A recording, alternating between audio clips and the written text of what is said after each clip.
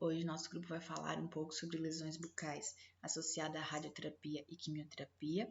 Nosso grupo é composto por mim, Rafaela, Marília, Georgia e Gustavo.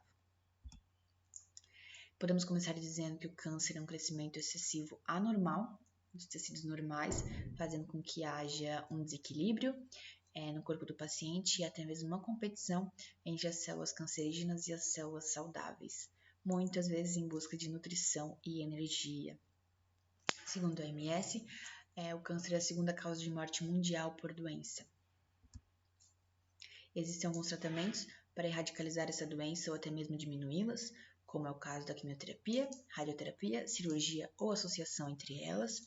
No caso da quimioterapia, ela é altamente tóxica, seus componentes são bastante agressivos no corpo do ser humano, causando danos com muito excesso. E a radioterapia, como o nome já diz, é a radiação nos tecidos cancerígenos, que também em excesso causa danos. De acordo com a frequência desses tratamentos, podem surgir algumas lesões, algumas feridas na cavidade bucal, gerando a imunossupressão, que é causada pelas drogas quimioterápicas. Esses pacientes sentem muita dor, dificuldade de alimentação e deglutição, causando, claro, um impacto negativo na qualidade de vida do paciente. Existem alguns fatores que determinam o grau de severidade dessas lesões, dessas úlceras, que é o tipo e o grau de malignidade do câncer, a dose das drogas quimioterápicas, a duração do tratamento, idade do paciente, que conta bastante, e o estado bucal antes e durante o tratamento.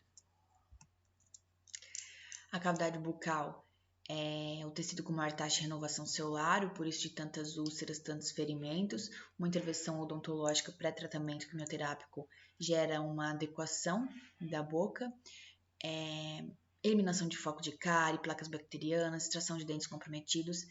Isso deixa o paciente com menos problemas futuros, menos complicações, pois o tratamento oncológico já não é algo fácil para o paciente, então quanto menos complicações tiver, melhor. Então, a boca é extremamente importante para um futuro menos complicado, digamos assim.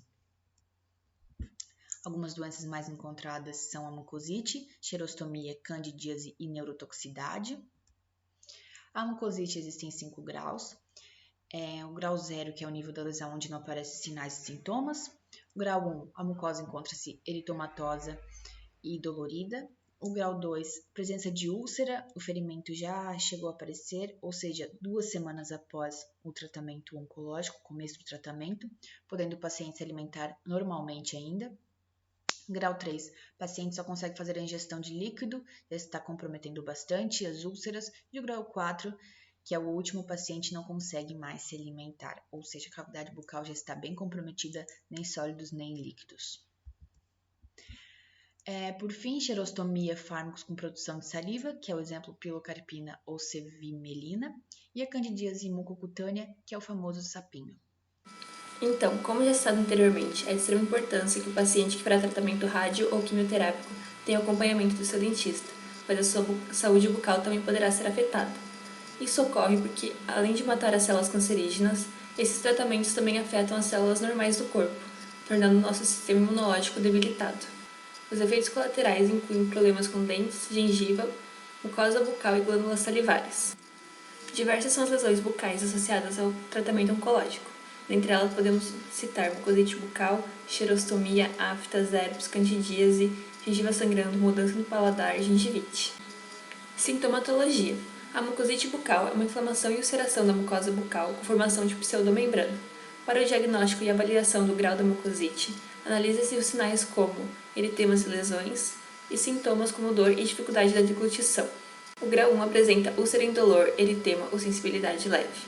O grau 2 tem a presença de eritema doloroso, edemas ou úlceras que não interferem na habilidade do paciente em se alimentar. Já no grau 3, essas úlceras elas interferem na habilidade do paciente de ingerir alimentos sólidos, e quando chega ao grau 4, os sintomas são tão severos que o paciente requer suporte enteral ou parenteral. Nas imagens apresentadas, nota-se mucosite do grau 3. Essas lesões se encontram na mucosa jugal e na região retromolar da paciente, tanto do lado direito quanto do lado esquerdo.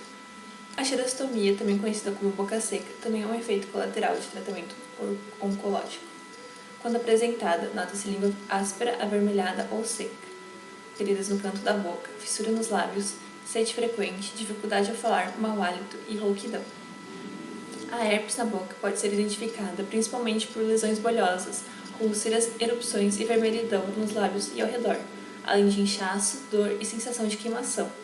Essas lesões também podem manifestar dentro da boca do paciente.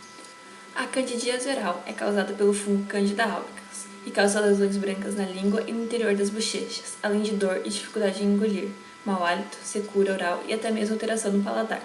Se não tratada, a candidíase pode afetar outras áreas como garganta, gengiva, amígdalas e o céu da boca.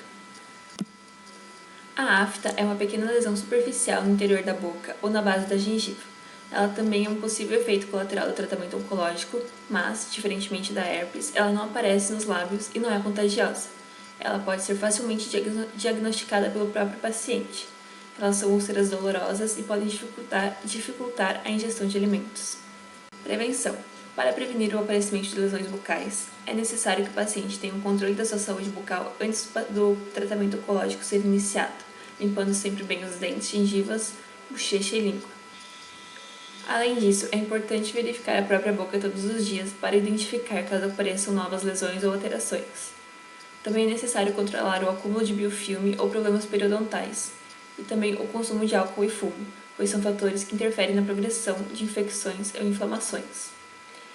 Para a mucosite oral e xerostomia, o laser de baixa frequência e a crioterapia são usados como método de prevenção e paliativos, além de também poderem ser tratamento, o que será falado mais adiante. Prognóstico. Infecções de origem odontogênica e periodontal devem ser removidas previamente à quimioterapia e radioterapia, para prevenir condições de infecção local e secundária em momentos de imunossupressões. Além disto, as complicações bucais podem ser agravadas pelo aumento de biofilme dental previamente existente.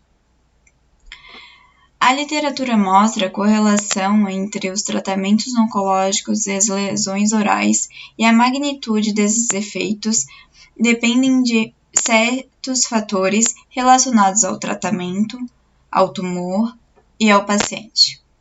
O tipo e o grau da malignidade, a dose das drogas utilizadas, a duração da quimioterapia, a idade e o nível de higiene oral antes e durante a terapia são fatores determinantes para a severidade das complicações bucais. Os quimioterápicos são drogas que atuam principalmente sobre células tumorais. No entanto, causam danos principalmente aos tecidos de mucosa oral com rápida invasão celular. A quimioterapia antineoplásica gera imunossupressão e alteração na cavidade oral, que muitas vezes pioram o quadro geral dos pacientes, ocasionando interrupção do tratamento e grande morbidade.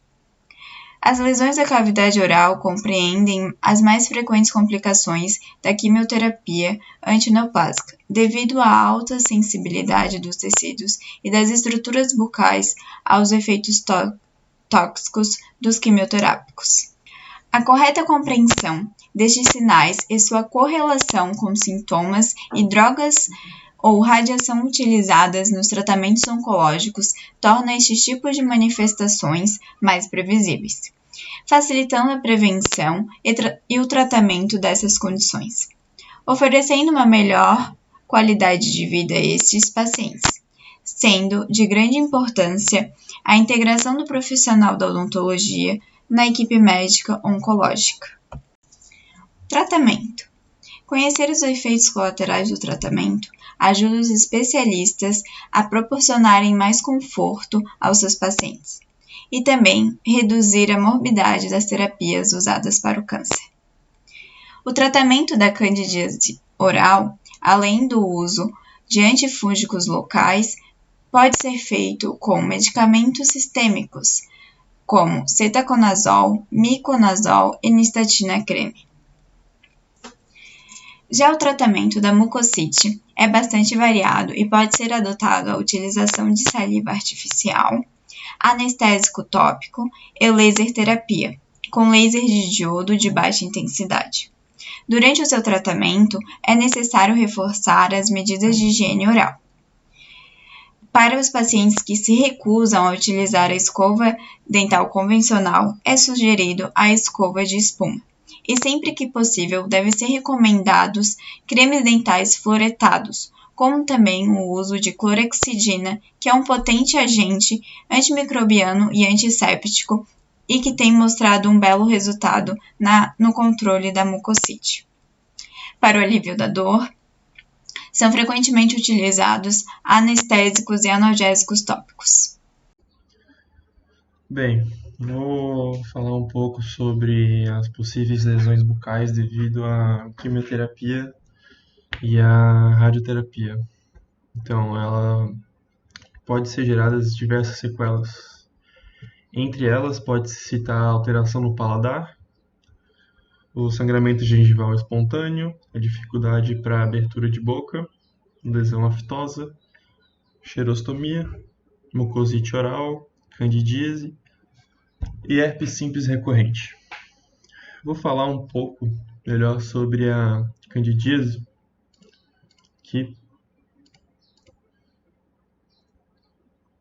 aqui. A candidíase ela pode ser definida como uma doença oportunista que é causada pela proliferação das espécies do gênero Candida, principalmente a Candida albicans, que em muitos casos há óbitos de pacientes com câncer que são resultado de septicemia fúngica, sendo 60% dos casos associados a infecções pré-existentes. Ou seja, é muito importante esse conhecimento sobre esses fungos. Também pode-se citar a mucosite, que é nada mais, nada menos que uma inflamação e ulceração da mucosa. São resultados do efeito citotóxico inespecífico da quimioterapia e da radioterapia nas células derivadas do epitélio basal das mucosas. O paciente relata dor intensa, febre e também pode-se notar aparecimento das infecções secundárias.